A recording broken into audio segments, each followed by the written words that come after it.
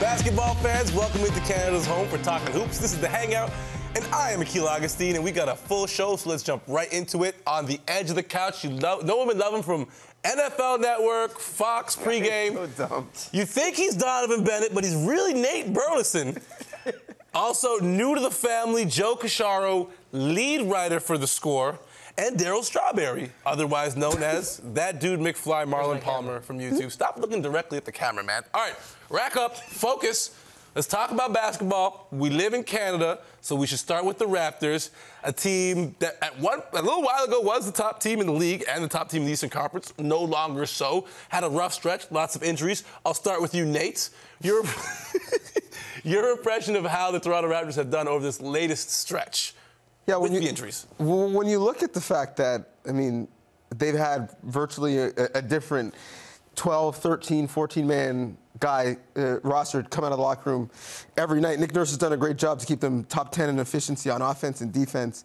And they're still learning him. He's learning the new pieces. So I think the fact that they were in first was a little bit of fool's gold. This is back to reality a little bit. So I'm giving Nurse specifically an A+ because he's had to deal with so many moving parts.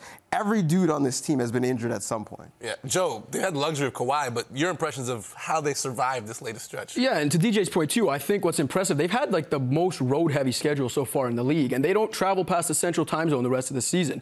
So given what they've had to deal with early in the year with the road schedule, the injuries, it's impressive, but I still think we're lying to ourselves if we're not concerned, at least a little bit, by Kyle Lowry's health. Like, we're not even halfway through the season, and he's getting injections, you know, anti-inflammation injections in his back at the hospital for special surgery. Like, there's reasons to be concerned, at least a little bit, about the health of the team. He's a 30-plus-year-old point guard in the NBA that's not too kind for guys 30 and older. But one thing that we've seen is Kawhi Leonard's all right. He's a good average player, I guess. I don't know about that. I've been seeing lists putting him at, like, number 10, which is ridiculous. Like, you've seen the workload that he's taking on, especially during the injuries. He's just been playing phenomenal. Like, he's putting on every part of the court. But does it concern you that they're depending so much on Kawhi when this team is kind of known as a team that's deep and capable from all the other positions? I find sometimes the ISO game hurts us more than it helps, but like you said, when we work the ball around and we find that open man, that's when we flourish. Like, you see Pascal last night, 28 and 10, awesome, great. Like, he had a lot of nice open looks, you know what I mean? So we need to keep passing that ball around and sharing it for sure. Move the rock, something you don't do when we play at hoop. Never. Why am I passing it to you? You're wearing a mature salmon shirt right now. Yo, mature. Just don't touch me, man. All right, anyways, sticking with Kawhi, everybody knows that he's had Thursday night. Well, I feel like he's had Thursday night marked on his calendar for a while. He returns to Popovich land. We'll start with the easy question. Yays or boos from San Antonio when he steps on the floor, Marlon? Definitely boos. You think so? Oh, yeah. Even though Pop came out and said the opposite, treat him with kindness and respect? I think they ride with Pop on this one. He's been their guy for way longer, and Kawhi kind of left a bad taste in their mouth. Like, there was times where we weren't sure if he could play or if he couldn't play, and it was confirmed that he could, but he just chose not to. Yeah. I don't think any fans are going to like that, especially a guy that was their former MVP in the finals. He had a real beef with their medical staff, Joe. This is kind of a bizarro world, though, for Raptors and Raptors fans, because how many times over the last 25 years have the Raptors been the team where it's like the national TV game is the star coming back? Rival. Every 5 years. Yeah, exactly. And now they're the team, like, going into this TNT game where they've got the superstar who's going back to the hostile fan base. It's going to be booing him. It's kind of cool to be on the other side of that. Mark says he's dropping 50. Yeah. Not if Kawhi's on. Not if Kawhi's on. Not if Well, he might take 50 he's shots. Not a Durant. He's not a Durant. Where Durant, he proved, you know, even though he said those things that angered Kawhi, he still went out there and dropped 50, even though Kawhi gave him 45. But I don't see DeMar DeRozan doing that against Kawhi Leonard tomorrow night. Here's how you know that there's no love for Kawhi. Not only are they going to boo him, the ovation for Danny Green is going to be so extra. Yeah. You know what I mean? Yeah. You know when you break up with someone and you see someone else around them, you give them so much love, just like their best friend. Because they're their friend. Yes, exactly. Right? Oh, how are you? That's how you know that they're still in their feelings about Kawhi. All right, so now we know that Thursday's a big game. But I feel like Saturday's an even bigger game because you're shaking your head. Okay. Oh, let me throw the question out first. I like your attitude, though. Welcome to the family. Saturday night, the Milwaukee Bucks a team that, if they win, will lock up an advantage come playoff time on the Toronto Raptors. And confidence-wise, the Raptors will not have beaten them entire regular season. Since they're eager to chomp at the bit, tell me why it's not a big game. Because if we've learned anything from the last half decade of Raptors basketball, it's that seeding, regular season series, none of it means squat. It doesn't change this year? It doesn't. It really doesn't. Because if anything, it matters even less this year when they can go into the playoffs probably thinking that they have the best player in the East. I know Giannis is great, but I think the Raptors like their chances with Kawhi against anyone else in the East. So I don't think they really care whether it's the 2 seed, the 1 seed, whether they lose the season series 3-0, 3-1, whatever it is.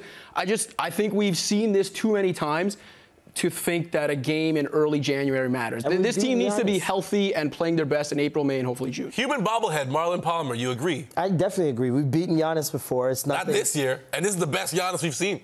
That's fine, but I think when it comes down to the playoffs, like you said, it's going to be a completely different mentality. Of course, you got people like Brook Lopez who are stepping up. So are we not giving any credit to Kawhi being on this team and the changing the approach? Because I think you got to talk about the DeMar DeRozan-led Raptors in the past. We're just talking about the Raptors mentality.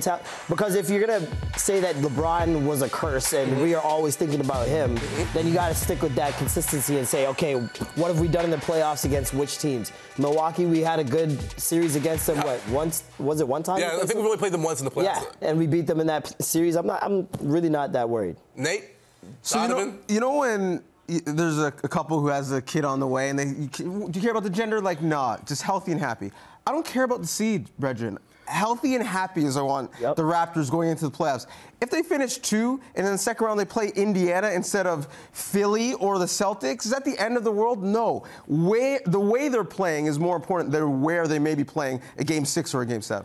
All right, now, I always like to throw a conspiracy theory out there. My producer, Dwayne's been on me about this one all year, so I'm going to throw it at you. C.J. Miles has not played great basketball so far this season. And he threw this idea out at me. I'm going to just regurgitate it and see if you guys dig it.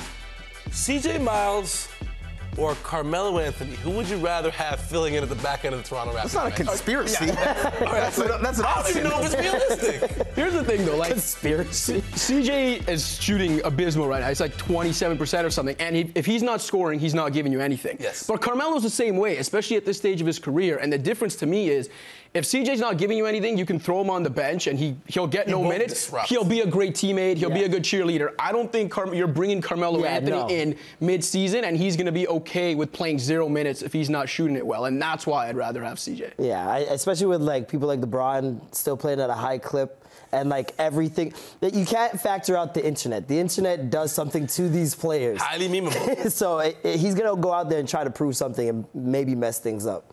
Carmelo's career ended when he laughed about the thought of him coming off the bench. That's when it was a wrap. And this is all about role definition. CJ is happy to be the guy giving it up when other people hit threes, even though he's not hitting any. And Carmelo thinks he should be a starter and thinks he should have a high usage rate. So, no, we got a lot of CJ's PJs in our future. GoDaddy spent a lot of money. No, they're not trading him for Carmelo. I really like that commercial, by the way. Shouts out to GoDaddy. All right, still more to come. We haven't even gotten into the good stuff yet, guys. We got to talk about LeBron James' highly quotable moment on More Than an Athlete and how he set the internet ablaze and old school basketball fans are losing their minds.